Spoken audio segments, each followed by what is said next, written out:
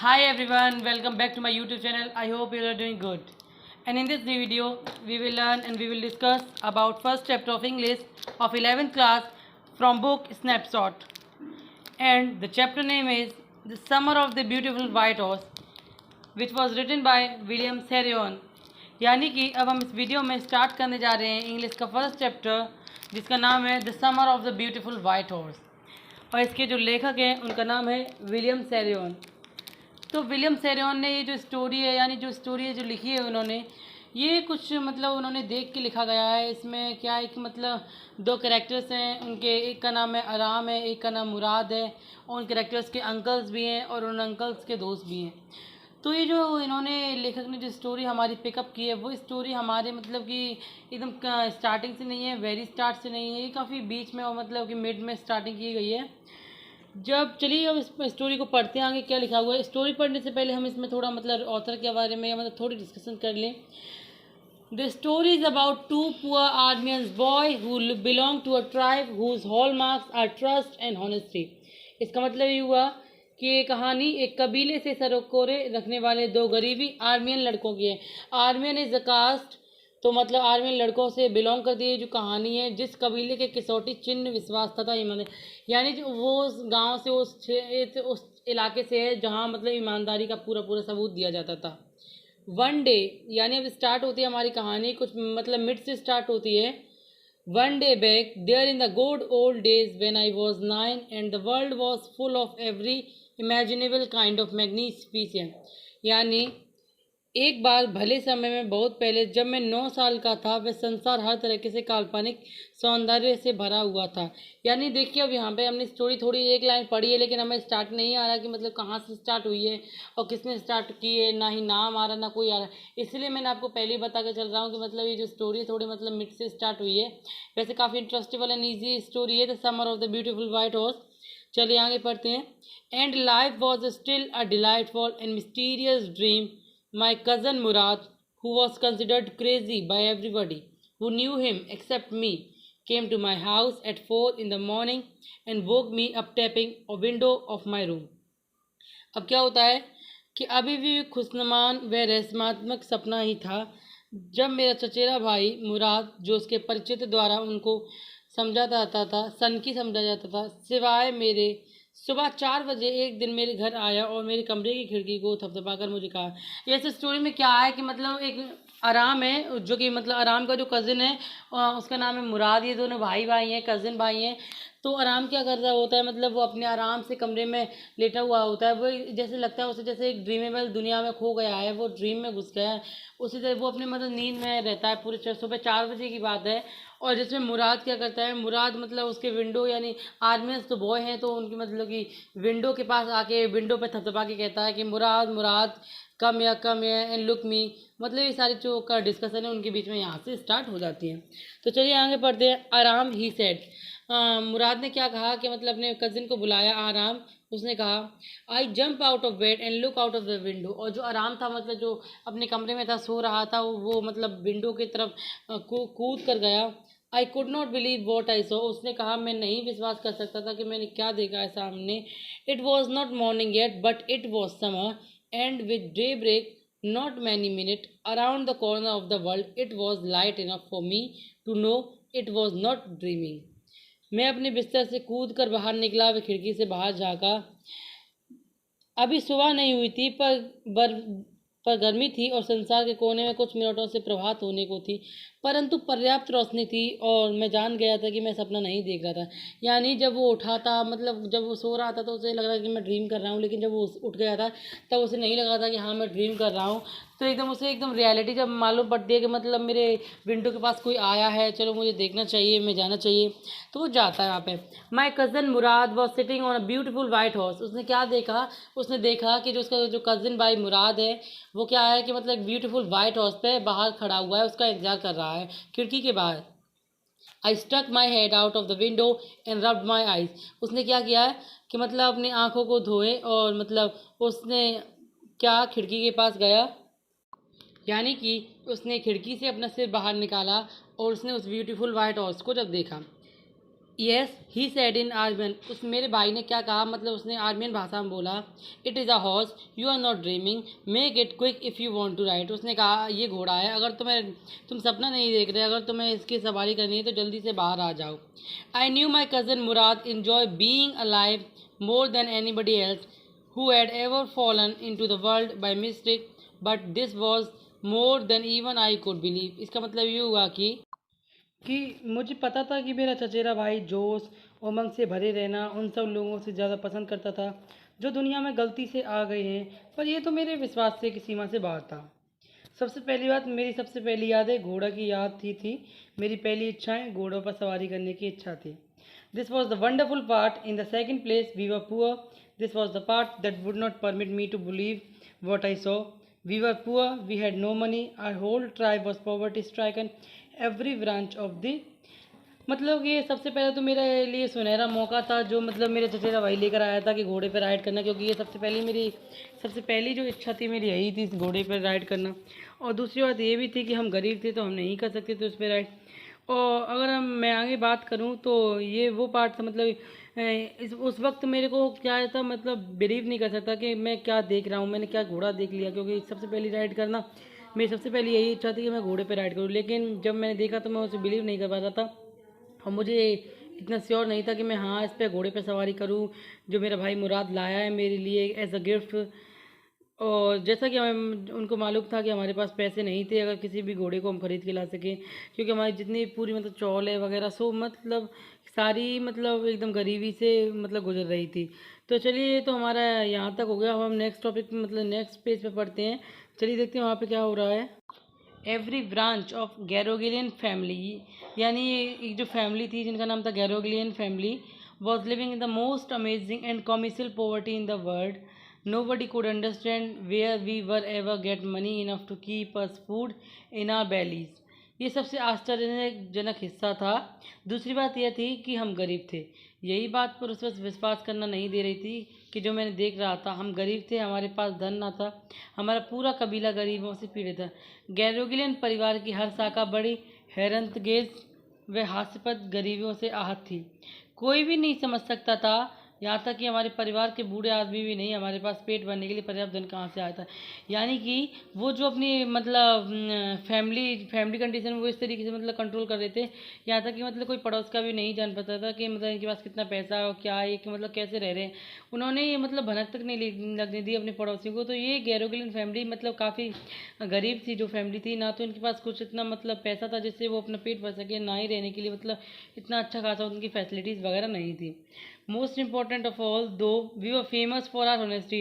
और सबसे महत्वपूर्ण बात ये थी कि मतलब वो जो थे मतलब अपनी ईमानदारी के पीछे वो मतलब इतने फेमस थे।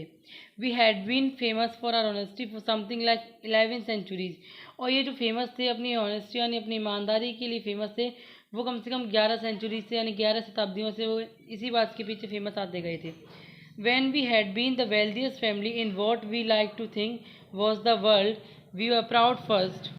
यानी कि जिसे संसार समझते थे उस सारे संसार में हम सबसे अमीर थे, सबसे पहले ही गौरवयुक्त स्वाभिमान थे, फिर ईमानदार और उसके बाद भी न्योचित व न्यायहीन बात में विश्वास करते थे।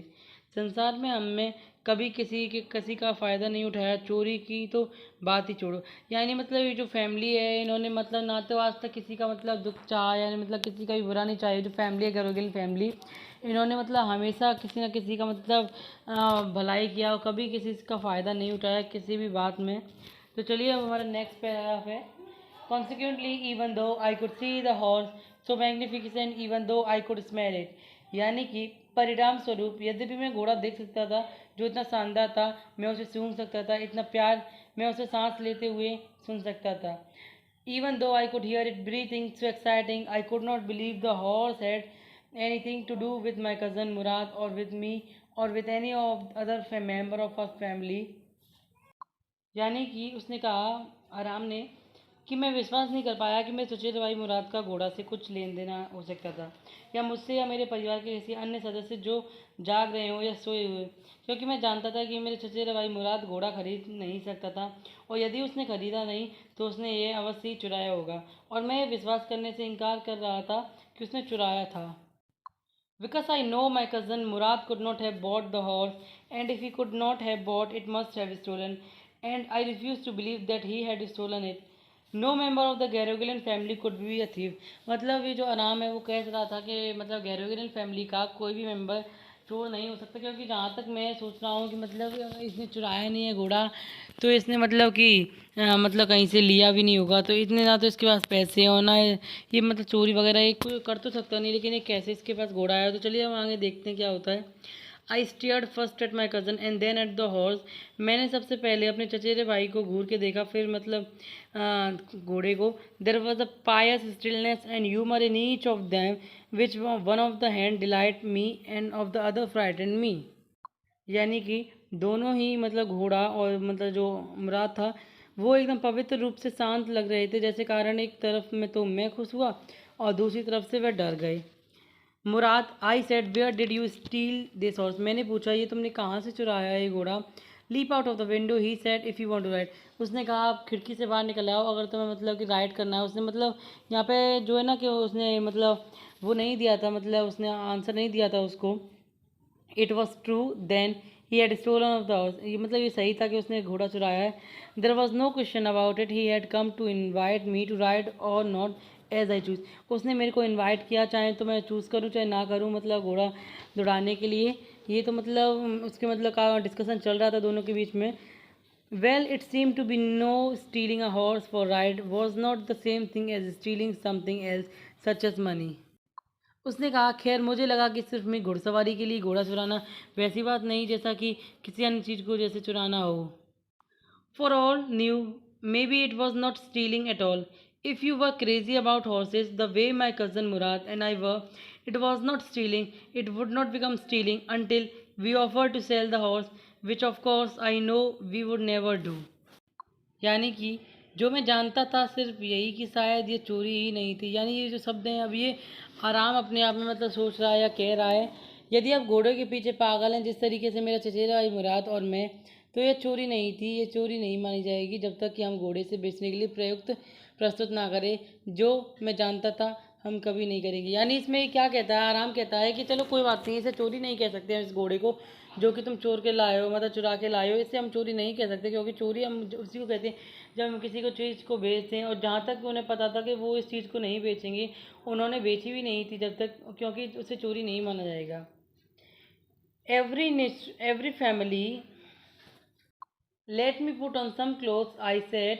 उसने कहा कि मेरे को कुछ कपड़े पहनने दो। All right, he said, but hurry. उसने कहा मतलब जल्दी से आओ। I leap in my cloth, I jump down to the yard from window and leap up on to the horse behind my cousin Murad. उसने क्या किया कि वो विंडो से निकल के बाहर आया, उसने कपड़े पहने अपने, और वो विंडो से बाहर निकल के अपने घोड़े के पीछे बैठ गया, अपने चचेरे भाई मुराद के पीछे, हॉर्स के पीछे, वो घुड़सवारी के लिए चल दी। That year we lived at the edge of town on Walnut Avenue. और उस साल वो मतलब उस समय वो कहाँ रहते थे, वॉलनट एवेन्यू में रहते थे। वो एक टाउन है वॉलनट एवेन्यू, जबकि वो वहाँ रहते थे उस समय। Behind our horse was the country, यानी कि उनके घर के पीछे यानी गांव था। Vineyard, orchard, irrigation ditches and country roads. यानी वहाँ पे क्या था, अंगूर के खेत, केलों के बाग, सिंचाई की खैयाँ और गांव की सड़कें भी थी। In less than 3 minute we were on Olive Avenue. और वो क्या हुआ कि मतलब 3 मिनट के अंदर ही वो ऑलिव एवेन्यू पहुँच गए। And then horse begin to trot, यानी कि जो घोड़ा था वो भी सरपट दौड़ने लगा था।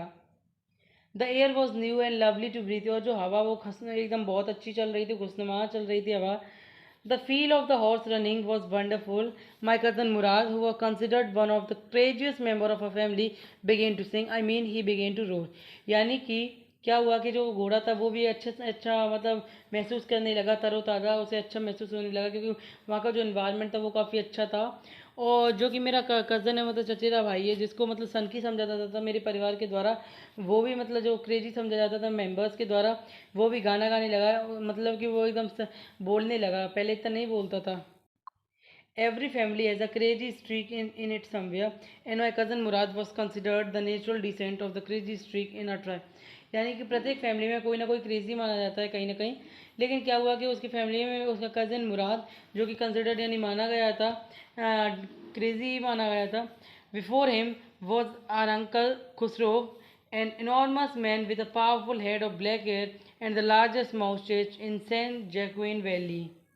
अब क्या होता है कि उससे पहले हमारे चाचा खुसराव भी थे। एक लंबे चौड़े आदमी थे, उनका सिर विशाल था, बाल काले थे और सन जैक्वेन घाटी में सबसे ज़्यादा बड़ी मूछें थी। यानी सन जैक्वेन एक वैली है, एक घाटी है। इतने गुस्सैल, इतने चिड़चिड़े स्वभाव वाले, इतने अधीर के वे गरजते हुए भी बातें करने से रोक देते थे, इससे कोई नुकसान नहीं होगा, कोई ध्यान मत दो। There was all, no matter what anybody happened to be talking about. Once it was his own son, Arak, running 8 blocks to Bavasov, where his father was having its moustache trimmed to him their house one on fire. This man Khusrav sat up in the chair and roared, "It is no harm, pay no attention to it." The Baba said, "But the boy says your house is on fire." So Khusrav roared, "Enough, it to no harm, I say." यानी क्या होता है कि बस बात पूर्ण हुई, कोई फर्क नहीं पड़ता कि कौन बात कर रहा था। एक बार उनका अपना बेटा अरक नाई की दुकान पर दौड़कर गया, जहाँ उसके पिता अपनी मूछें तराश रहे थे। यानी अरक कौन है? जो खुसराव, जो उनके अंकल थे, मतलब आराम और मतलब मुराद के जो अंकल थे, उनका जो बेटा है, उनका नाम है अरक। तो वो क्या करता है कि नाई यानी बिग बाबा की दुकान पर से जाता है और दौड़े दौड़े जाता है, और उसके पिता अपनी मूछें तराश रहे थे। उसने उन्हें बताया कि उनके घर पर आग लग गई है। वह खुसरो कुर्सी पर बैठा था और गुर्राया, "कोई नुकसान नहीं है, कोई इस बात की तरफ ध्यान मत दो।" नाई ने कहा, पर लड़का कहता है कि तुम्हारे घर में आग लग गई है। इस पर खुसराव गुर्राया, "बहुत हो चुका, इसको कोई नुकसान नहीं है, मैं कहता हूँ।" ये नहीं, इतना जो डिस्कशन चल रहा था, यानी जो इतना इतना गुस्सेल वाला जो डिस्कशन चल रहा था, वो उन्हीं के बीच में हो रहा था जब तक आग लग गई थी घर में। लाओ चलिए आगे चलते हैं अभी तो।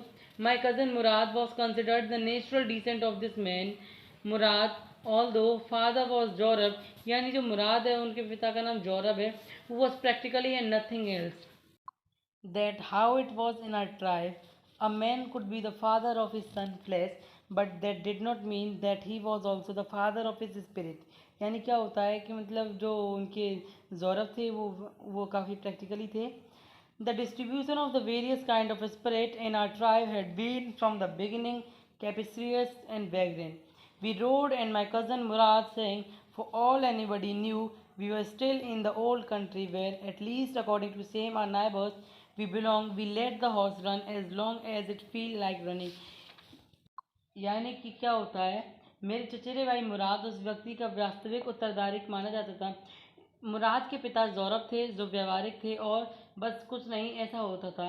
हमारे कबीले में कोई भी व्यक्ति अपने पुत्र को भौतिक पिता को कह सकता था, परंतु इसका अर्थ ये नहीं था कि वह उसकी आत्मा को भी नियंत्रित हो। हमारे कबीले के विभिन्न आत्माओं को अवटन संपूर्ण स्वेच्छ से किया जाता था। हमने घुड़सवारी की और मेरे चचेरे भाई मुराद ने गीत गाए। सभी जानते थे कि हम भी पुराने शहर में से थे। कुछ पड़ोसियों के अनुसार जहाँ हम उन्हें संबंध रखाया करते थे, हम घोड़ों को उतना दौड़ाने दिया जितना वह दौड़ सकता था। At last my cousin Murad said, get down, I want to ride alone. यानी अब आखिर में क्या हुआ कि जो मुराद है उसने कहा, चलो तुम उतर जाओ, मेरे को अकेले में राइड करना है। Will you let me ride alone, I ask. क्या ये घोड़ा निर्भर, मतलब कि ये जो घोड़ा था, क्या तुम इस पर अकेले सवारी करने दोगे मुझे? मैंने पूछा, मतलब उसने जब पूछा तो मतलब कि उसने ये सारी बातें पूछी थी।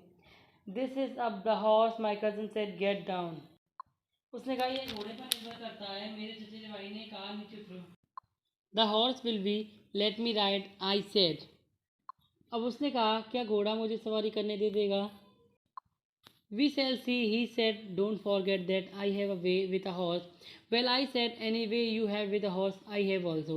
For the sake of our trusty or safety, he said, let us hope us get down. All right, I said, but remember, you have got to let me try to ride alone. I got down and my cousin Murad kicked his heel into the horse and shouted, Wazir run, Wazir run.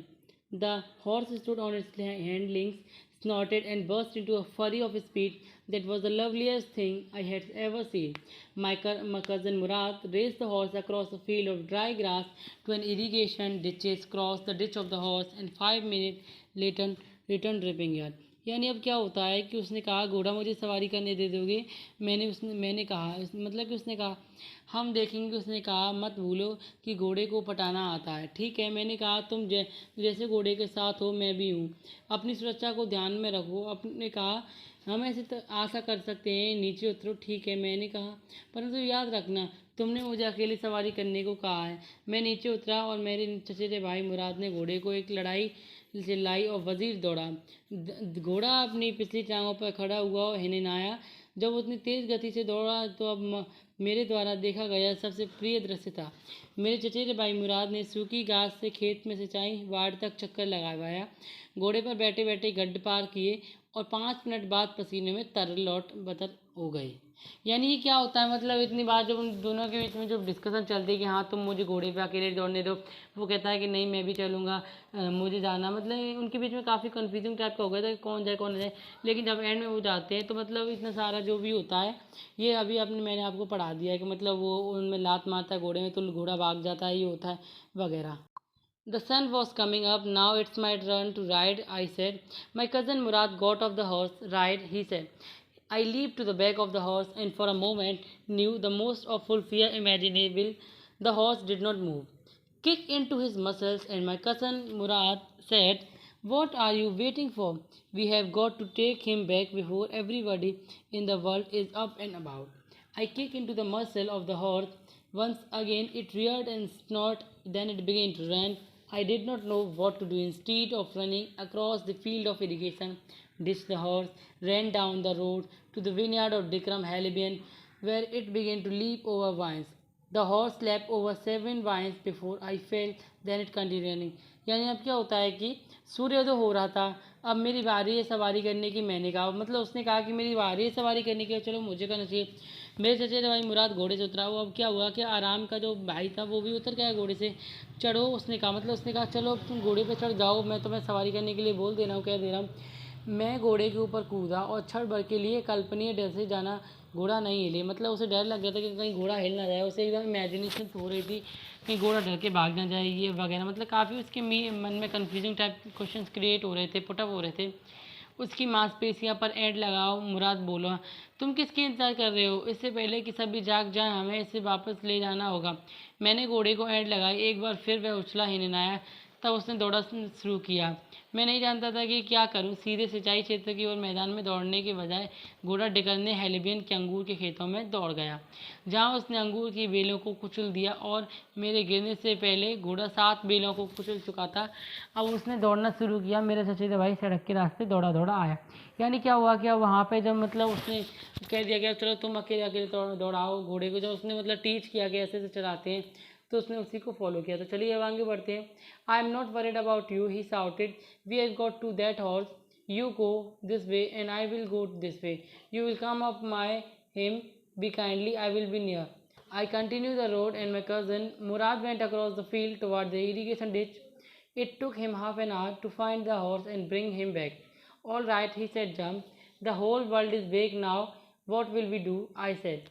Well, he said, well, I will be either to take him back or ride him until tomorrow morning. He did not sound worried, and I knew he did hide him and not take him back, not for a while, at any rate. Where will we hide him? I said. I know a place, he said. How long ago did you steal this horse? I said. It suddenly dawned on me that he had been taking these early morning rides for some time and had come for me this morning only because he knew how much I longed to ride. मतलब अब क्या होता है कि उसने बोला मैं तुम्हारे बारे में चिंतित नहीं हूँ। वह चिल्लाया, हमें वह घोड़ा पकड़ना ही है। तुम इस रास्ते से जाओ, मैं उस रास्ते से चला जाऊँगा। यदि तुम उसे मिल जाओ तो विनम्रतापूर्वक तरीके से लेना, मैं नज़दीक ही रहूँगा। मैं सड़क पर जाता रहा और मेरे चचेरे भाई मुराद खेतों के पर सिंचाई वाली खाई की तरफ गया। उसने घोड़े को खोज निकालने में वह वापस लाने में आधा घंटा लगाया। ठीक है, उसने कहा, चलो बैठ जाओ, पूरा संसार अब आ चुका है, हम क्या करेंगे? मैंने पूछा। खैर, उसने कहा, हम उसे ये तो वापस ले जाएंगे या फिर उसे कल सुबह तक उसे छुपा के रखेंगे। वह चिंतित नहीं दिख रहा था और मैं जानता था कि वह उसे छुपा देगा, वह उसे वापस नहीं ले जाएगा, किसी भी तरीके से क्षण भर के लिए भी नहीं। हमें उसे कहाँ छिपाएंगे? मैंने कहा, मैं एक स्थान जानता हूँ। उसने कहा, कितने दिनों में तुम ये घोड़ा चुराया है? मैंने कहा, अचानक मुझे एहसास हुआ कि वह इस तरह सुबह की घुड़सवारी का आनंद काफ़ी समय से ले रहा था। आज उससे सुबह मुझे बुलाने आया तो सिर्फ इसलिए क्योंकि वह जानता था कि मैं घुड़सवारी करना चाहता हूँ। मतलब इनके बीच में जो डिस्कशन हुई थी, काफ़ी मतलब देर से डिस्कशन चलती रही। वो सोच रहा था कि अब ये घोड़ा मतलब छुपा देगा या क्या करेगा, लेकिन वो सोच रहा था कि नहीं, मैं इसे नहीं छुपाऊंगा, क्योंकि मैं उसे दुबका के रखूँगा, क्योंकि वो तो चुरा के ही लाया था। हालांकि उसे चुराना नहीं मानेंगे, लेकिन फिर भी according to him he will be steal. मतलब अब चलिए अब आगे पढ़ते हैं। Who said anything about stealing a horse? He said, anyone? How? I said, how long ago did you begin riding every morning? Not until this morning. He said, are you telling the truth?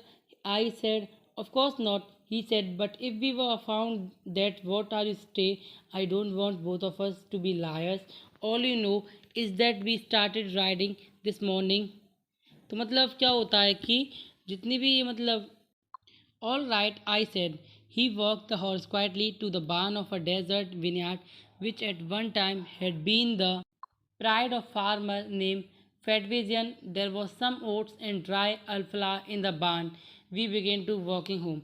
यानी कि अब क्या हुआ, उसने कहा, किसने कहा घोड़े को चुराने के बारे में? वह बोला, खैर मैं बोला, कितने दिनों से तुम ये सुबह की सवारी शुरू की है? आज सुबह से पूर्व नहीं। उसने कहा, मतलब ये काफ़ी क्वेश्चन मतलब आराम जो था, मतलब मुराद से पुटअप कर रहा था। जो ये सारे क्वेश्चन थे, तुमने कितने घोड़े चुराए, कब से तुम मतलब ये स्टार्टिंग वगैरह राइड वगैरह कर रहे हो, मतलब ये सारे जो क्वेश्चन थे उसके द्वारा पूछे जा रहे थे। क्या तुम सच बोल रहे हो? मैंने बोला, बेशक नहीं। उसने कहा, परंतु हम खोज लिए गए, जैसे कि तुमने कहा, कहना चाह रहे हो। मैं जानता नहीं, मैं नहीं चाहता कि हम दोनों को झूठा कहा जाए। तुम केवल इतना जानते हो कि आज सुबह से घुड़सवारी कर रहे हो। ठीक है, मैंने कहा। वह घोड़े को लेकर चुपचाप पड़े एक वीरन पड़े खलिहान में चला गया, और जो कभी किसी खेती यानी किसान का हुआ करता था, उसी खलिहान में कुछ जई तथा अल्फाज घास की थी। उसने घर की ओर वापस लौटना शुरू किया। यानी अब यहाँ से जो भी डिस्कशन हुई थी, उसके बाद वो वापस घर पे लौटने लगे। It was not easy, he said, to get the horse to behave so nicely. At first, it wanted to run wild, but as I have told you, I have a way with a horse. I can get it to want to do anything I want it to do. Horse, understand me? How do you do it? I said. It will my question. I have an understanding with a horse, he said. Yes, but what sort of understanding? I said. A simple and honest one, he said. Well, I said, I wish I knew how to reach an understanding like that white horse. You are still a small boy, he said. When you get to the 13, you all know how to do it. I went home and ate heartily breakfast. यानी अब क्या होता है कि वह पूछता है, ये आसान नहीं था। उसने कहा कि घोड़े को इस तरह साधना पहले पहले वह वेस्पीन दिखाया था, परंतु जैसे ही मैंने तुम्हें बताया था, मुझे घोड़े को पटाना आता था। मैंने अपने मनचे रूप से उसे कार्य करवा सकता हूँ। घोड़ा मुझे समझते हैं। ऐसा घोड़ा कैसे कर लेता हो तुम? मैंने पूछा। मेरे घोड़े के साथ एक सूझबूझ रहती है, उसने कहा। हाँ, परंतु वह सूझबूझ कैसी है? मैंने पूछा। साधारण तथा ईमानदारी भरी, उसने कहा। ठीक है, मैंने कहा, काश मैं भी एक समझदार घोड़े के लिए जान पाता।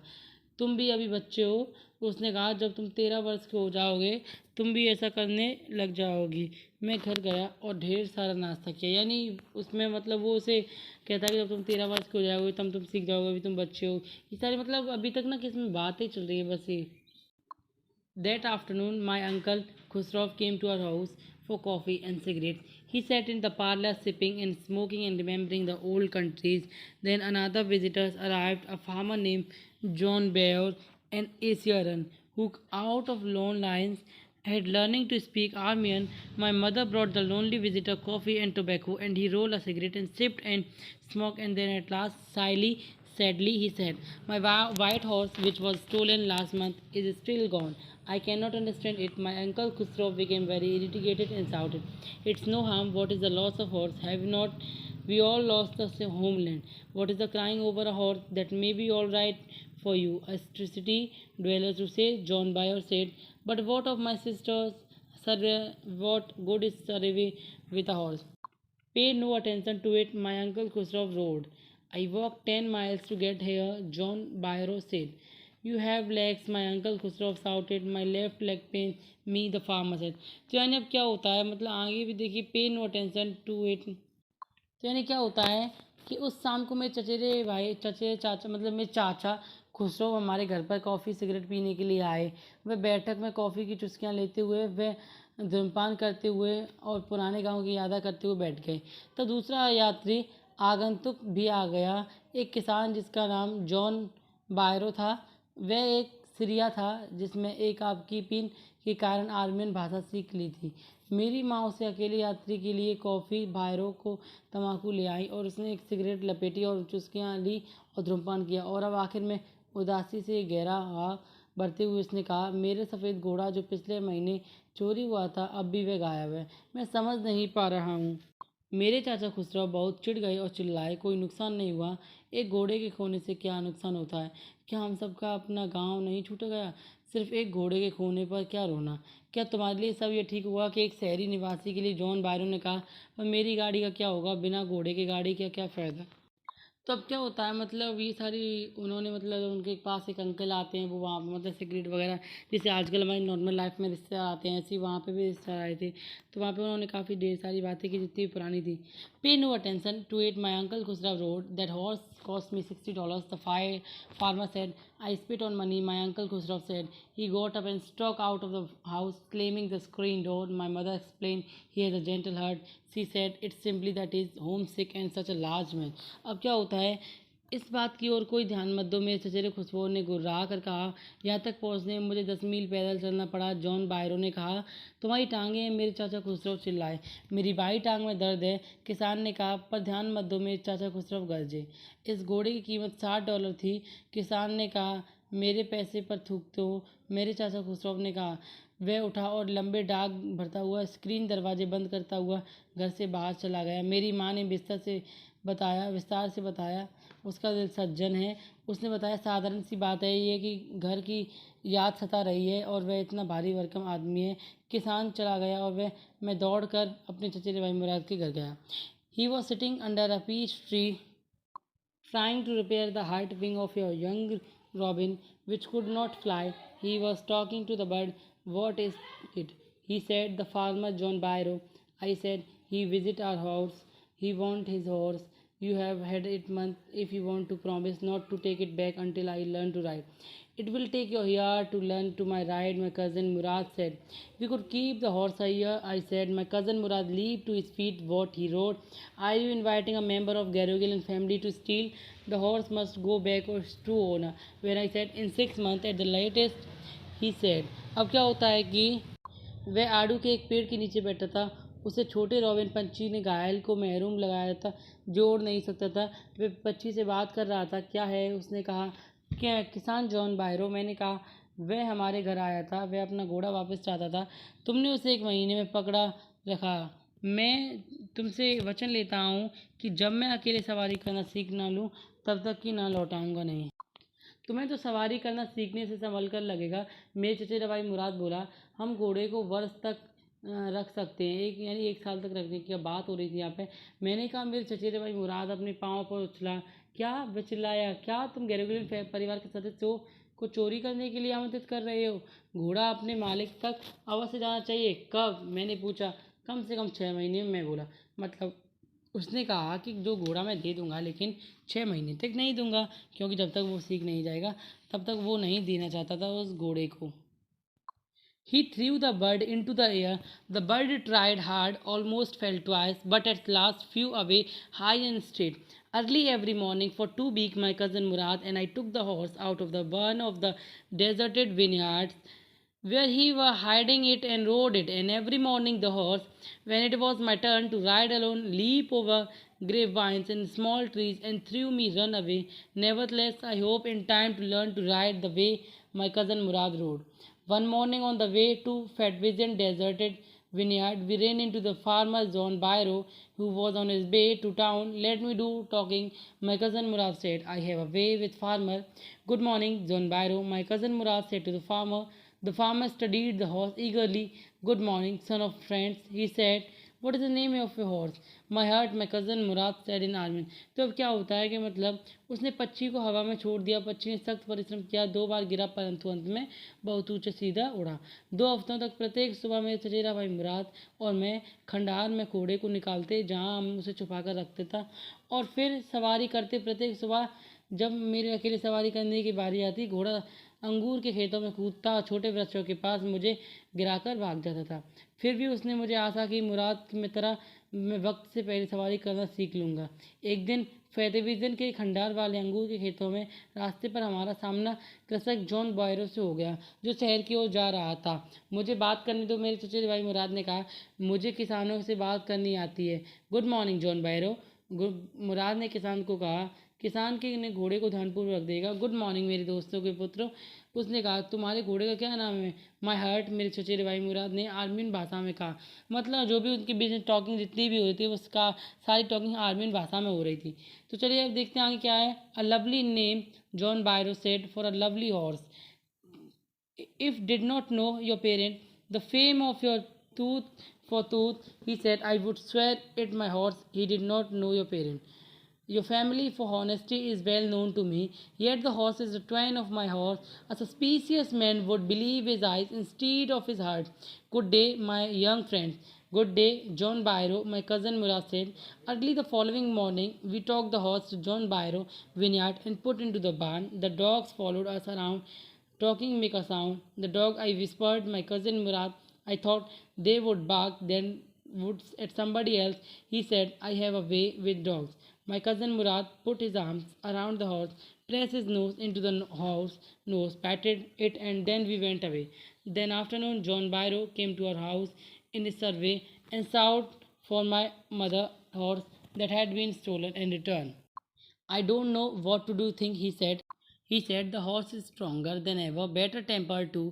I think God. My uncle Khusrau, who was in parlor, became irritated and shouted, Quiet man, quiet, your horse has been returned, pay no attention to it. यानी अभी जो भी डिस्कशन हुआ, अब क्या होता है इस डिस्कशन में।